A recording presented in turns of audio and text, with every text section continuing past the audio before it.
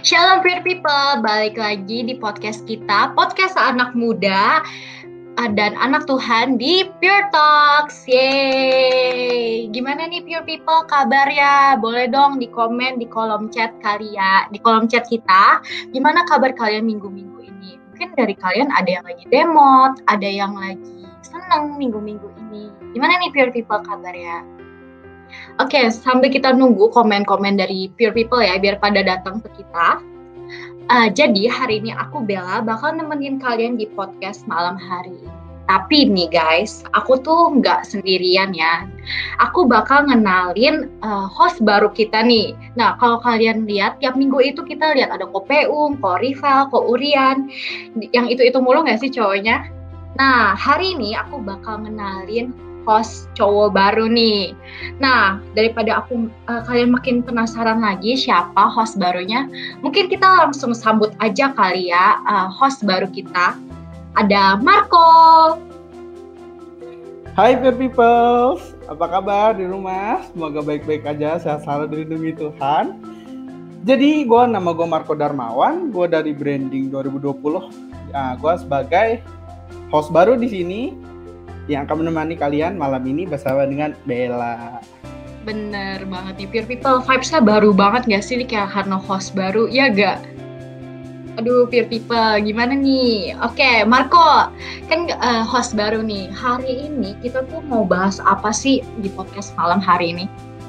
Nah, jadi malam ini tuh kita akan membahas tentang God's plan. Jadi gimana sih apakah kita tahu apakah rencana kita ini sesuai dengan rencana Tuhan apa enggak gitu, Bel. Bener banget nih, tapi kalau kita lihat-lihat ya, pembahasan ini tuh agak berat nggak sih buat kita berdua doang? Nah iya, pembicaraan ini tuh bisa dibilang berat sih. Karena itu kita akan memanggil seseorang. Siapa itu, Bel? Kata anak kreatif sih ya, kayaknya dilihat dari grup tadi ada yang bilang ganteng sih. Waduh. Penasaran gak sih? Makin penasaran gak? Mungkin daripada kita nunggu lama-lama lagi ya, mari kita panggil guest star kita, ada Ko Raguel. Hey, halo guys semua. Hai Ko Raguel. Teman-teman, sehat semuanya. Jadi Marco itu brandingnya 2020 ya, belum pernah kuliah tatap muka sama sekali ya. Berat banget hidup. Halo Pure People, senang bisa datang ke sini. Terima kasih atas undangannya, terima kasih atas kepercayaannya. Hai Bella, hai Marco, sekali lagi. Yuk, jadi gimana? Semoga semua sehat ya. Tetap semangat untuk bisa kuliah online-nya. Semoga cepetan bisa kuliah onsite. Amin. Kok belakangan ini kerjanya ngapain aja sih, Ko? Kerjaku mah. Aku cuma sibuknya pelayanannya kan via Zoom semua. Jadi bagi hamba Tuhan kayak aku senang juga. Kenapa? Karena aku bisa pergi ke banyak daerah tanpa harus keluar dari apartemenku sendiri. Jadi aku bahkan pernah ada satu momen di mana aku pagi khotbah di Malang, sorenya khotbah di Bintaro, malamnya di Bandung, hanya dengan Zoom. So it's fun, itu menyenangkan. Terus itu jadi aku juga masih banyak nulis lagu juga buat baik yang rohani maupun rohana gitu. Terus juga tetap bikin konten. Kalau teman-teman tahu, saya bikin konten namanya hashtagnya ngegas tapi sayang. Kalau ada yang tahu, ya kalau nggak tahu juga nggak masuk neraka juga. Ya rata-rata saya begitu. Saya lagi bangun gaya hidup yang baru juga di setahun ini, yaitu olahraga. Saya tiap hari lari. Bukan cuma lari dari kenyataan ya, lari beneran ya, lari muterin apartemen, jadi sehat aja gitu. Jadi memang nggak ada yang enak ya pandemi, tapi saya lumayan bisa mengambil hikmah dari pandemi ini. Benar-benar.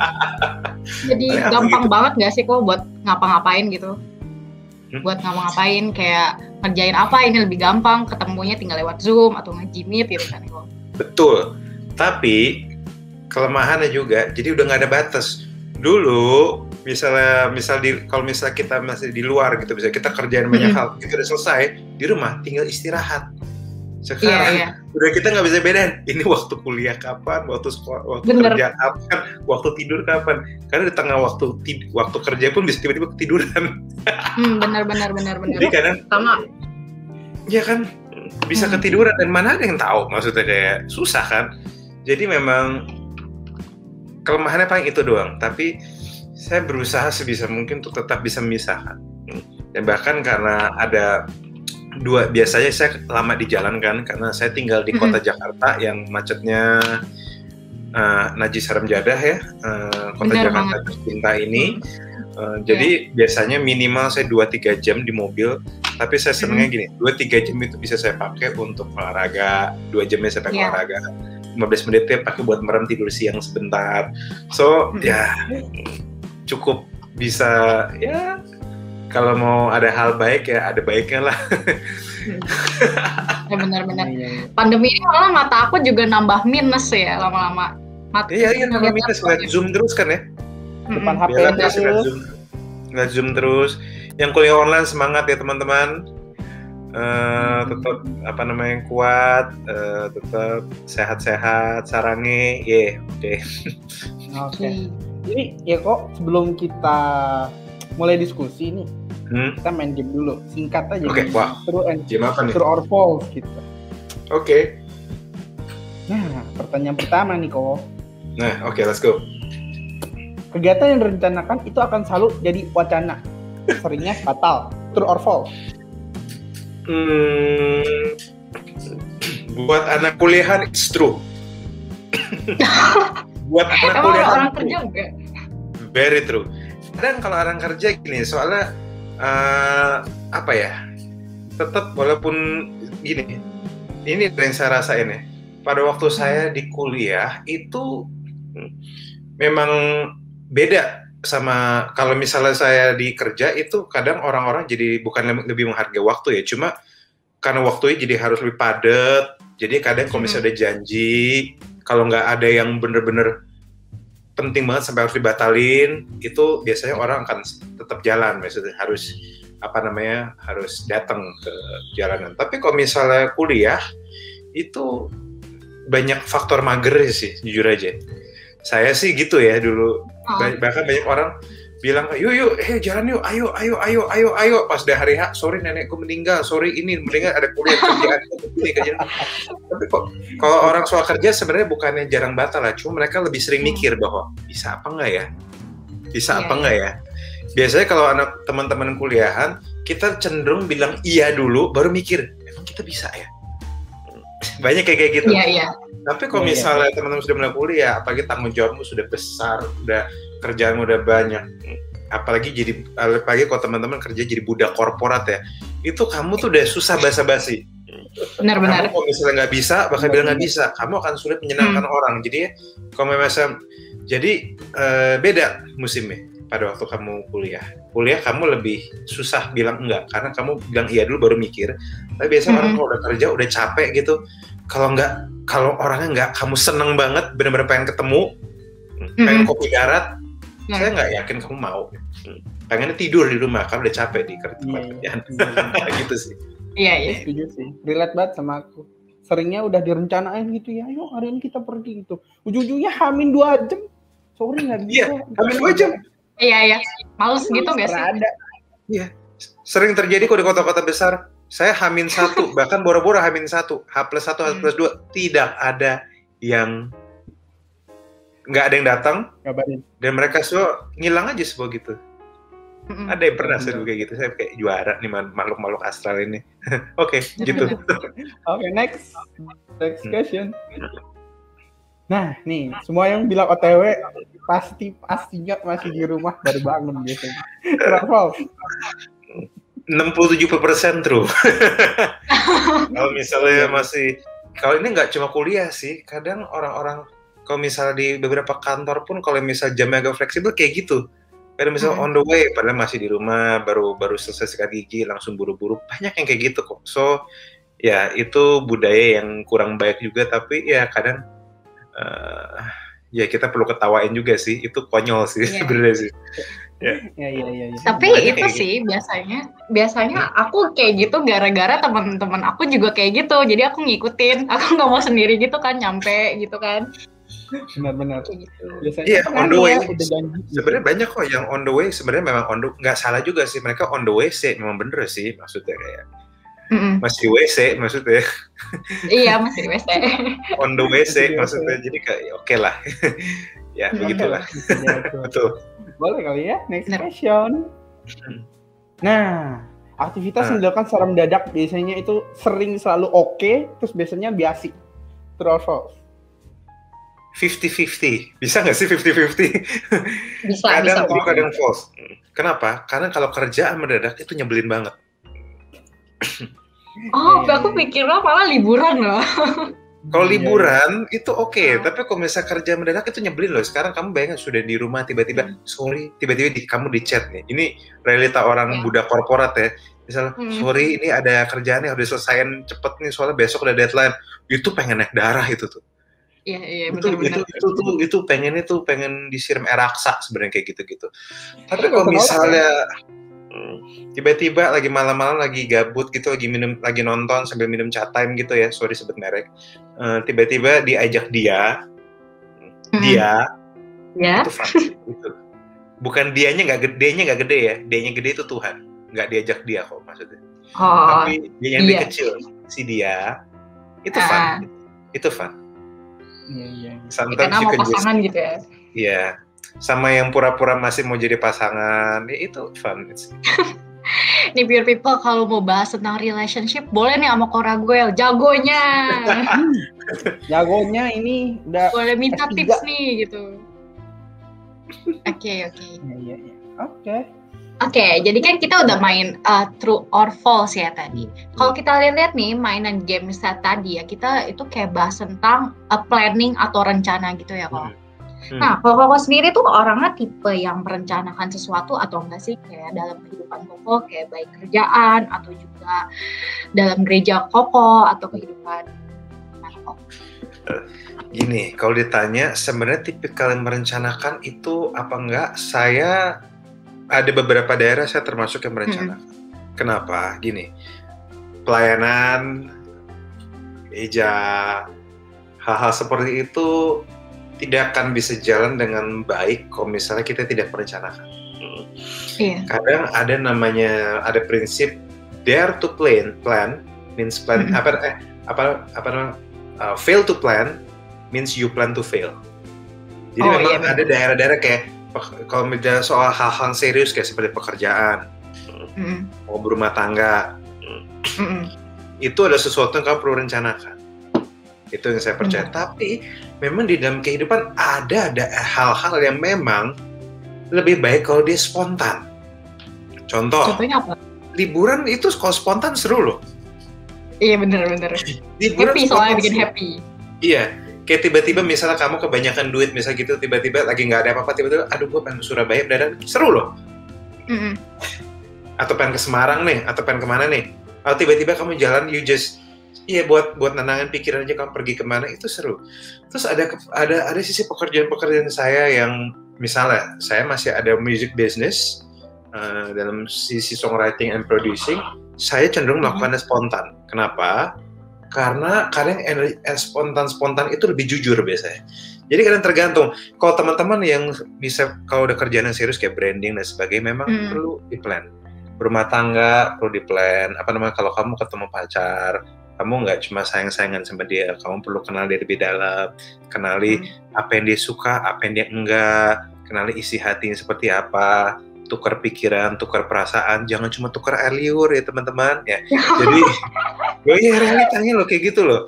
Cuma banyak teman-teman cuma tukar air liur, tapi pas tukar pikiran nggak nyambung, jadi kayak ya, terus guna mau pacaran apa? Jadi saya percaya hal itu. Jadi teman-teman gini. Planning ada sesuatu yang baik, tapi kalaupun kita planning, nggak berarti juga nggak bakal pernah gagal ya, bisa gagal juga. Tapi mindsetnya jangan udah di planning aja gagal. Males banyak orang soal mentalnya kayak gini, kayak saya kalau planning malah gagal, mending nggak usah planning.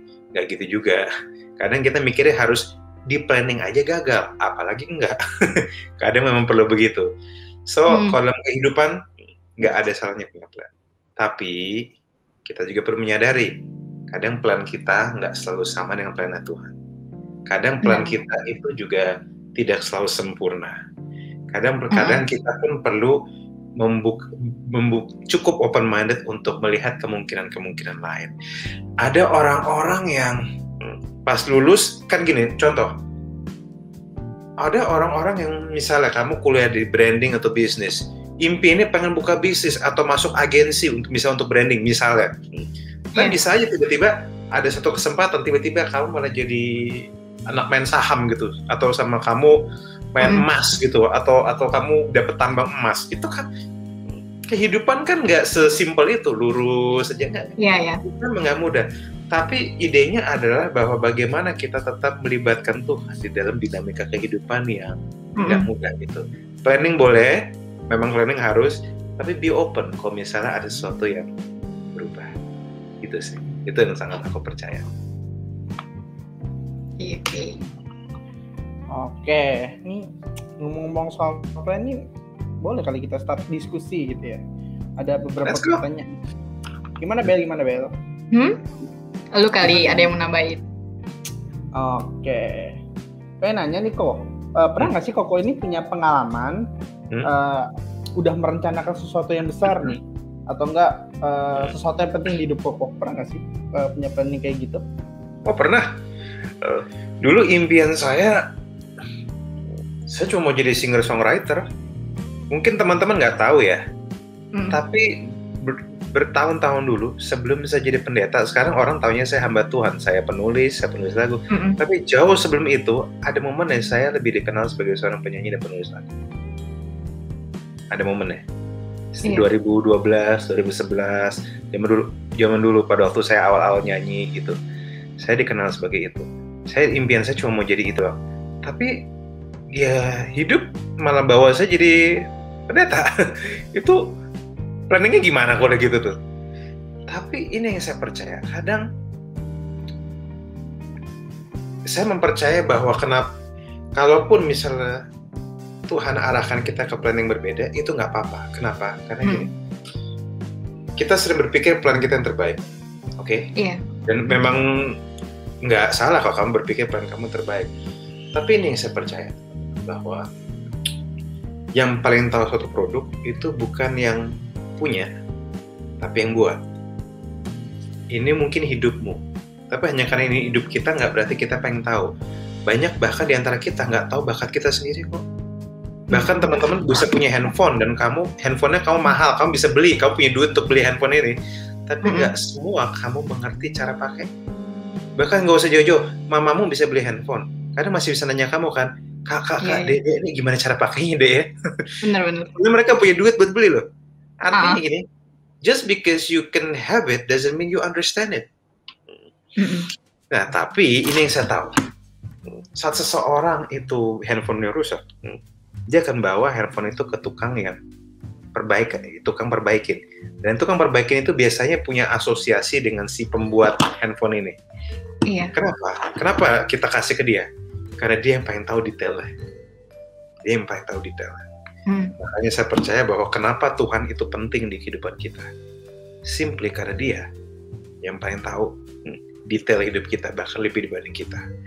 Kita ini selalu plan hidup kita sesuai apa yang kita inginkan. Tapi saya harus jujur, apa yang kita inginkan nggak selalu apa yang kita bisa. Saya harus ngomong jujur. Banyak orang mimpinya jadi penyanyi, banyak orang mimpinya jadi pemusik, tapi nafas aja fales. Ada loh kayak gitu loh. Nafas aja fales maksudnya gitu. Pengennya jadi penyanyi, pengennya jadi kayak Raisa, ternyata jadi Raiso maksudnya gitu. Tapi teman-teman perlu consider kehendak Tuhan dalam kehidupan. Kenapa? Karena kehendak Tuhan tuh nggak sembarangan. Saat Tuhan punya rencana spesifik di kehidupanmu, Tuhan nggak sekedar punya rencana. Tuhan pun merencanakan sesuatu sesuai dengan apa yang kamu bisa.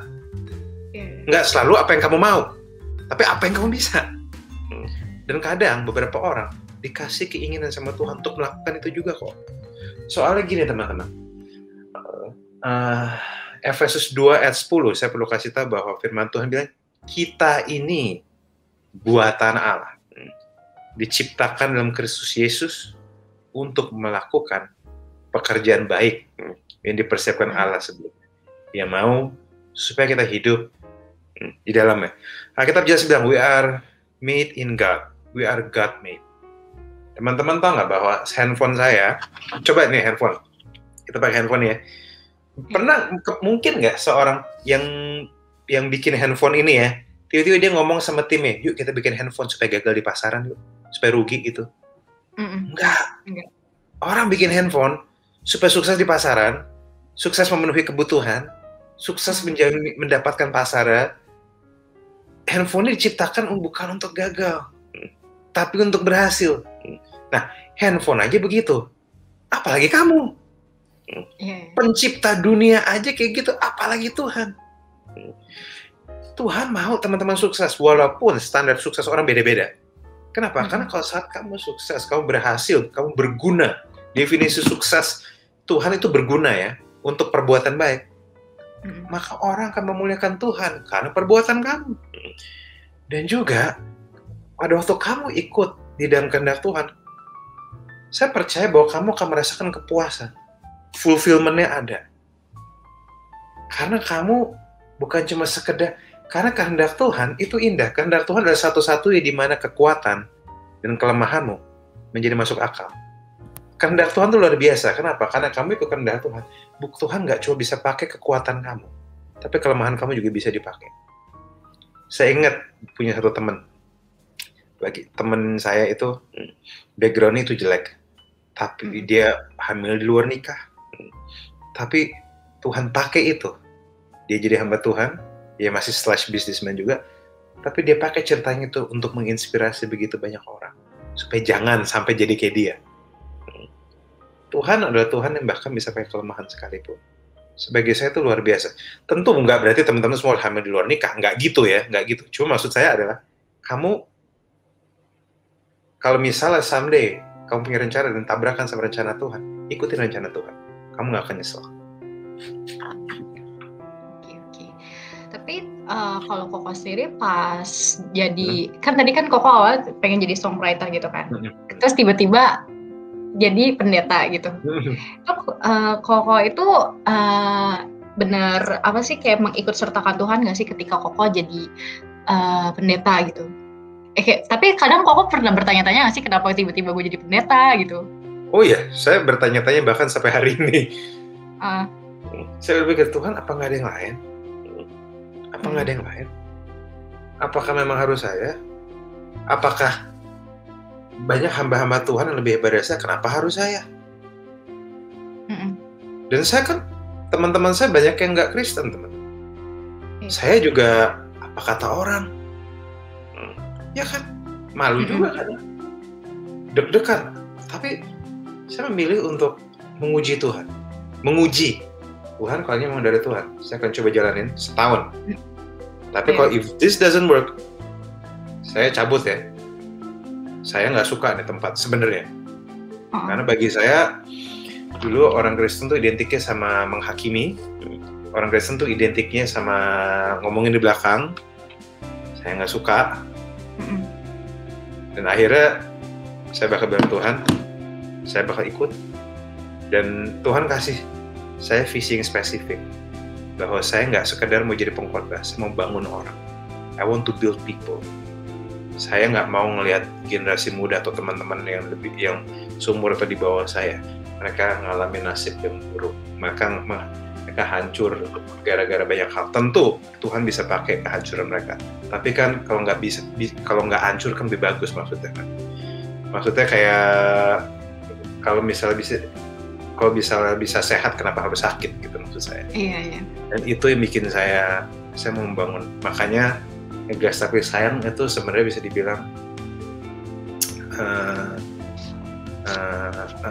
adalah pencapaian dari apa yang saya percaya. Jadi kalau teman-teman dengar dan Gas Tapi Sayang, itu yang saya percaya. Itu bahwa saya percaya generasi muda. Saya percaya bahwa begitu banyak teman-teman yang punya potensi, tapi kadang kamu nggak tahu aja harus kemana. Itu tapi, sih. Gitu. Koko dalam melakukan hal itu tetap mengikut sertakan Tuhan kan dalam kegiatan Koko gitu. Selalu. Saya selalu melibatkan Tuhan. Kenapa? Karena sebenarnya saya nggak mau di sini. Tapi teman-teman tahu nggak, setelah setahun saya jadi hamba Tuhan, saya merasakan damai sejahtera. Saya merasakan bahwa kayak emang Tuhan taruh saya di sini. Saya merasa bahwa kayak emang begini. Kayaknya emang posisi saya begini. Memang Tuhan taruh saya di posisi seperti ini. Dengan segala apa yang saya bisa, background saya dunia entertainment, saya jadi bisa relate sama orang.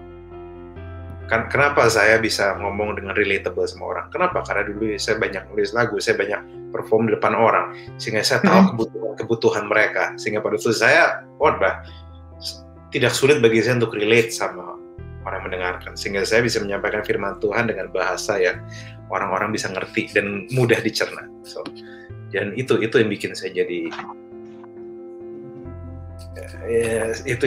jadi seperti saya adanya. Bagi saya, kalau ini bukan Tuhan, saya nggak bakal di sini. Teman-teman, ini yang saya mau kasih tahu. Kadang impian Tuhan buat kamu nggak selalu sama dengan impian kamu buat diri kamu sendiri. Tapi ini yang saya kasih tahu.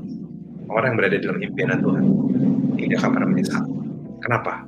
Karena impian Tuhan adalah satu momen, satu tempat di mana kelemahanmu, kekuatanmu, backgroundmu yang buruk, kebodohanmu, semua hal yang kamu benci sekalipun bisa dipakai untuk kemuliaan Tuhan. Luar biasa ya. Pernah nggak sih kok, misalnya nih ya, Koko udah ngerencanain, kayak tadi yang bilang udah direncanain sedemikian rupa gitu. Tapi ternyata hasil akhirnya itu nggak sesuai ekspektasi gitu. Ternyata malah gagal. Sering banget. Itu banyak. Salah satunya aja.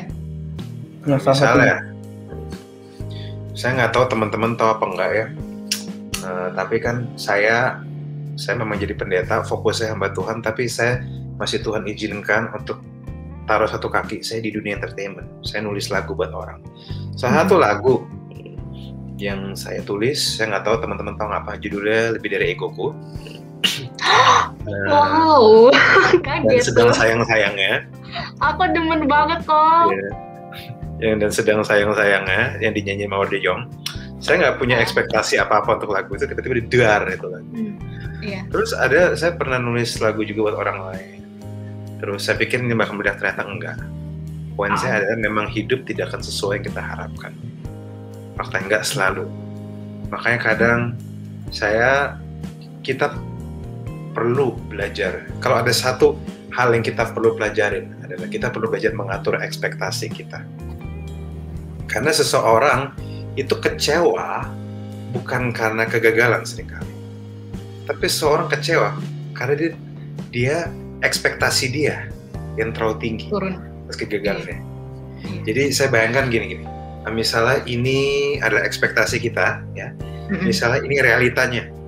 Kamu pengennya mimpinya dapet kayak cowok Korea gitu, kayak si Han Ji Pyong atau kayak si Nam Do San, kayak cowok Korea gemes gitu kan, Kim Seon Ho gitu kan, atau kayak terus tiba-tiba kamu amit-amit dapet jodohnya malah kayak Kim Jong Un gitu, maksudnya kan jauh kan ya? Jauh. Agak jauh kan ya? Iya.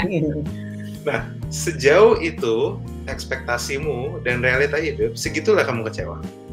Jadi kuncinya adalah kamu perlu turunin ekspektasi kamu. Kamu berusaha yang terbaik, punya pengharapan, tapi pengharapan harus diatur. Kamu harus satu sisi kamu perlu ngerti realita bahwa nggak semua sesuai impian kamu, sehingga kamu bisa menjalani hidup dengan lebih tabah maksudnya. Karena saya harus ngakuin banyak impian saya belum jadi kenyataan, banyak hal-hal yang menjadi kenyataan. Tapi yang terjadi malah Tuhan kasih impian lain yang bahkan saya pikir, wow, saya tidak pernah menyangka teman-teman sampai detik ini kalau ada orang-orang bilang pengaruhmu itu besar sekali. Saya pikir saya nggak pernah nyangka sampai di posisi ini, saya nggak pernah menyangka bahwa suara saya akan menginspirasi begitu banyak orang. Ini sama sekali tidak sesuai impian saya dulu. Tapi kenapa saya bisa ada sampai hari ini? Simply karena saya ngerjain impiannya Tuhan, dan kemudian Tuhan pun buatnya jadi impian saya juga. Dan ternyata saya baru menyadari bahwa saya punya kekuatan Tuhan kasih saya kekuatan untuk mengerjakan impian dia. Teman-teman harus tahu bahwa Tuhan memang tidak panggil, Tuhan nggak pernah memanggil orang yang siap, tapi Tuhan selalu menyiapkan yang dia panggil. Saya nggak tahu teman-teman impianmu seperti apa, tapi siap-siap aja. Impianmu bisa nggak sama? Bisa nggak berubah? Bisa, and that is fine, nggak apa-apa. Karena kalau mimpimu hancur, Tuhan selalu punya kekuatan untuk bisa menimbulkan mimpi yang baru. It's okay. Tapi aku mau nanya deh, kok gimana cara kita tahu itu misalkan kita itu keputusan yang dikasih Tuhan, bukan keputusan yang dikasih manusia. Cara kita taunya gimana? Memang harus diuji, nomor 1. Nomor 2, memang kita nggak selalu langsung tahu. Kadang waktu itu penting. Dan kadang pun kita bisa salah dengar loh, teman-teman. Nah, tapi ini yang saya percaya tentang Tuhan. Saya mau share satu cerita tentang GPS ya, teman-teman. GPS ini menarik karena GPS menunjukkan saya dia ke tempat-tempat yang saya belum pernah datangi. Tinggal saya klik lokasinya, dan dia secara program sudah sampai di tempat yang dimana saya belum pernah datangin sama sekali. Saya nggak tahu tempatnya, dia sudah tahu tempatnya. Nah, caranya apa? Tinggal ikutin jalannya. But here goes the thing. Kita sudah pakai GPS pun, kadang masih nyasar. Ada yang kayak gitu. Saya kayak gitu loh. Kadang ya, udah pakai GPS masih nyasar, kan geblek sebenarnya. Tapi this is the funny thing. Saya juga pernah, saya pergi pelayanan ke satu tempat yang memang agak terpencil, sehingga GPS itu agak saru gitu, kayak nanti belok, disuruh belok kiri, tapi belok kiri ada 2 nih, kiri yang mana nih? Oh iya. Setelah aku kan, Desa soalnya. GPS ya, nggak bete sama saya. GPS-nya cuma klinong, reroute, belok kiri. Terus kemudian saya lurus lagi, saya nyasar lagi, klinong, belok kiri. Dia nggak marah sama saya, dan dia nggak bilang ke saya, udah dibilangin belok kiri. Dia nggak marah sama saya. Tapi ini yang saya lakukan, kemanapun saya nyasar, ini menarik, bahwa GPS itu selalu punya kemampuan dan punya willingness untuk reroute saya kembali ke jalan yang benar. Kemanapun kita nyasar, dia tetap bisa reroute kita kembali jalan yang benar. Dan dia sabar, dia nggak marah sama kita, dia nggak maki-maki kita. Malah gue smartphone, lu user nggak smart kan dijulitin kan, nggak kan? Tapi pertanyaan saya kayak gitu, GPS aja bisa sabar, apalagi Tuhan. Benar. Masih GPS aja. Iya dong, teman-teman. Iya. Kayak maksud saya, kayak Tuhan juga tahu kamu bisa salah dengar. Tuhan juga tahu bahwa realita hidup nggak sesuai itu, dan kadang kamu bisa salah dengar. Tapi Tuhanmu bukan Tuhan yang bodoh dan langsung marah sama kamu. Tapi Tuhan bisa reroute kembali ke jalan yang benar, walaupun kadang keputusanmu itu salah. Jadi kamu tenang aja. Tips saya, kalau teman-teman mau tahu keputusan itu benar apa enggak, teman-teman lihat pada waktu kamu ngelihat satu peluang, kamu berdoa dulu. Kasih waktu 2-3 hari. Tanya sama orang-orang kamu seneng, menurut kamu gimana? Kadang doanya nggak langsung yakin juga, kadang kamu perlu nyebur dulu. And that's fine.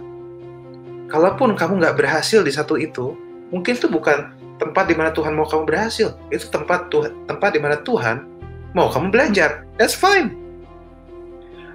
Nggak apa-apa, kamu nggak akan selalu langsung nemuin daerah di mana Tuhan taruh kamu di situ. And that's fine. Saya juga banyak rencana yang saya juga banyak hal yang saya jalanin dulu. Tapi emang hidup nggak selurus itu. And that's fine. Pada waktu teman-teman ada di antara 2 pilihan, pilihlah yang kamu uji sama-sama, yang paling menguntungkan bagi kamu apa. Terus kamu berdoa, jalanin. Kalaupun nyasar, kamu tetap nyasar di dalam tangan Tuhan. Bisa balikin lagi kok. Itu. Sebenarnya aku nambahin sih, tadi aku dengar soal GPS ya. Soal GPS tadi, kalau kita lihat-lihat ya, GPS itu kita kadang dikasihnya satu jalan doang. Tapi makin lama kita jalan, dia tuh kasih jalan yang berbeda gitu nggak sih? Tapi Betul. dengan tujuan yang sama gitu. Betul. Menurut aku bisa disamain kayak rancangan Tuhan gitu ya. Betul. Kayak Tuhan punya rancangan yang berbeda dari jalan kita, tapi tujuan itu sebenarnya sama gitu. Bisa. Iya. So kuncinya teman-teman jalani kehidupan, bekerja sebaik-baiknya. Cari passionmu, cari apa yang kamu suka, apa yang kamu bisa. Ketahui kelemahanmu, ketahui siapa dirimu. Dan kamu bisa lihat bagaimana Tuhan pakai kamu. Dan tinggal begitu tuh kamu sampai, kamu cuma tinggal bingung, gimana gue sampai di sini. Tapi itu dinamakan berpetualang bersama Tuhan. Setiap orang jalurnya beda-beda. And that is fine. Jadi kuncinya, jangan pernah iri sama perjalanan hidup orang lain. Iya. Karena kamu dan orang lain itu berbeda. Tuhan kasih jalur yang berbeda juga. Jangan pernah iri sama orang lain. Oke, Diko.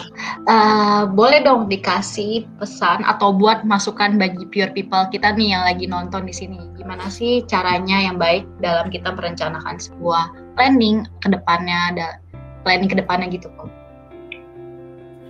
Masukan gitu. Jangan pernah salah. Jangan pernah takut gagal. Kegagalan tidak menjadikanmu orang gagal. Failure is an event, not a person. That's fine. Di momen-momen pun Tuhan bisa ajar kamu untuk belajar. Gini teman-teman, bahwa saya percaya bahwa kalau ada satu hal yang kamu perlu miliki atau kamu perlu kejar, selain adalah kamu perlu tahu siapa diri kamu sebenarnya. Bakatmu, kekuranganmu, ceritamu, backgroundmu, kamu perlu tahu. Kenapa? Karena Tuhan nggak salah ciptain kamu. Saya mau share di Roma 11 ayat 29, boleh dikeluarin ayatnya. Ini yang teman-teman perlu pegang. Roma 11 ayat 29. Saya pengen kasih lihat ayat ini, bahwa untuk teman-teman, sebab Allah tidak menyesali kasih karunia dan panggilannya. Tuhan tahu kamu bisa bikin salah. Tuhan tahu kamu bisa melakukan hal bodoh. Tapi Tuhan tidak pernah menyesal sama kamu. Dan kadang dalam kehidupan, jangan takut. That's okay. Tuhan, kalaupun kamu gagal, kamu berhasil, kamu berada di tangan Tuhan. Tapi kalau misalnya someday kamu lagi jalan dan tiba-tiba Tuhan bicara sesuatu, lihat hati kamu, lihat pikiran orang lain, dengar orang lain, kamu perlu peka sedikit tuh. Kamu perlu peka. Sometimes kan gini kan, GPS pun, kalau jalanannya lagi lurus, jalanan nggak ada apa-apa, dia bakal diem aja tuh. Iya kan? Tapi begitu jalanannya sudah mau belok, langsung dia bunyi, belok kiri, belok kanan. Nah, makanya kalau misalnya kamu lagi jalan hidup dan Tuhan nggak ngomong apa-apa, ada kemungkinan kamu di jalan yang benar. Karena kalau misalnya Tuhan suruh belok, pasti ada tandanya. Dan dia akan kasih kamu tanda yang kamu yang kamu bisa kenalin. Udah, itu aja. Semoga membantu teman-teman. Mungkin sekarang kasih Q&A gitu ya. Oke, Q&A silakan. Ada yang nanya. Kok aku mau nanya, kan kita gak tahu ke depannya rencana apa nih dikasih sama Tuhan. Gimana cara kita bisa tetap keep trust sama Tuhan dengan jalannya dikasih? Kita gak tahu apakah jalannya baik or not. Pertama, kita memang tidak tahu sepenuhnya rencana Tuhan. Tapi kita perlu tahu satu, rancangan Tuhan itu rencana yang mendatangkan kebaikan. Yeremia 29 ayat 11. Rancangan yang Tuhan berikan sama kita itu bukan rancangan yang jelek. Sebab aku ini mengetahui rancangan-rancangan apa yang ada padaku mengenai kamu. Artinya apa? Tuhan tahu persis apa yang dia rancangkan. Aku ini mengetahui rancangan-rancangan. Seakan-akan Tuhan ngomong gini, I know what am I doing. I know what I am doing tuh. Itu rancangan damai sejahtera dan bukan rancangan kecelakaan. Untuk beri kamu hari depan yang penuh harapan. So, jadi poin saya kayak gini. Damai sejahtera juga kadang nggak berarti memang jalannya langsung lurus. Dia cuma rancangan damai sejahtera aja. Tapi kita bisa punya damai sejahtera bahkan dalam kehidupan yang nggak mudah sekalipun. Nah, makanya poin saya adalah satu, saya percaya bahwa kita perlu ngerti, kita perlu belajar percaya Tuhan. Bahwa itu Tuhan yang baik, Dan tidak ada pembuat handphone yang mau handphonenya gagal. Segala sesuatu dibutuhkan handphone itu untuk bersaing di pasar sudah dimasukin di dalam handphone itu. Dan ingat nggak teman-teman, handphone itu pun walaupun sudah pergi dari tokonya, dia masih bisa diupdate loh. Teman-teman tahu nggak bahwa walaupun kamu badan ini jadi milikmu, tapi Tuhan masih bisa update kamu. Makanya Roh Kudus ada di dalam kamu. Benar. Roh Kudus ada di dalam kamu. Jadi dan juga untuk tetap keep trust sama Tuhan, kamu perlu sadari hal itu. Dan juga kamu perlu ngerti bahwa Tuhan tidak akan panggilan Tuhan juga tidak akan jauh-jauh dari apa yang kamu bisa. Minimal kamu pasti bisa melakukan sesuatu. Karena memang kan konyol kan maksudnya kan, kamu kayak nggak bisa tapi Tuhan suruh kamu melakukan hal itu. Itu bodoh siapa maksudnya, kayak lu yang bener aja. Pasti Tuhan panggilan Tuhan atau callingnya Tuhan yang secara spesifik itu nggak akan jauh-jauh dari apa yang kamu bisa. Makanya keep learning. Gitu. Oke. Makasih loh kok atas pesan-pesannya hari ini. Ini kepanjangan ya, minta maaf ya. Enggak apa-apa kok, santai aja. Sangat insightful banget loh. Sangat insightful banget. Sampai nontonin kayak fokus banget ya tadi. Aduh, sangat memberikan insight banget gitu. Jadi pure people di rumah, selalu libatkan Tuhan dalam setiap rencana kalian. Karena yang tadi sudah dibilang, Tuhan tuh kayak support system di mana kalau misalnya kita gagal atau kita salah jalan, pasti dia akan mengembalikan kita ke jalan yang sebenarnya. Jadi nggak usah khawatir, nggak usah takut gagal. Selama kamu bisa melakukan, yakin dan lakukanlah. Betul. Thank you banget buat pure people di rumah yang udah nonton podcast kita. Jangan lupa like, komen, subscribe jika podcast ini bermanfaat bagi kalian. Dan bagi pure people semua yang masih penasaran, kalian boleh follow Instagram Lumina Gracia untuk next episode. Dan kita juga Lumina mengadakan menjual banyak merchandise di lumiere.lgc. Kalian bisa follow yang mau support lebih lanjut. Nah, jadi buat pure people, enaknya siapa nih guys speaker selanjutnya nih? Boleh nih di komen di bawah. Gitu. Boleh guys di komen. Nanti bisa kita saring loh kok. Iya, bisa. Kita langsung kontak ya nanti. Ya, kita langsung kontak kok. Nih, oh ya juga buat kalian yang masih pengen ngobrol-ngobrol kali, kalau dilihat ya komen-komennya tuh lagi pada pengen semua gitu, pengen nambah waktu ya dilihat-lihat. Kalian bisa mungkin bisa follow IG-nya kok Raguel. Apa nih kok IG-nya? IG saya Raguel Lewi. Itu. Oke, itu Pure People. Jangan lupa di follow ya. Kalau kalian pengen cerita-cerita nih ke Raguel, terus lihat konten-kontennya juga boleh ya kan kok? Boleh dong. Betul banget.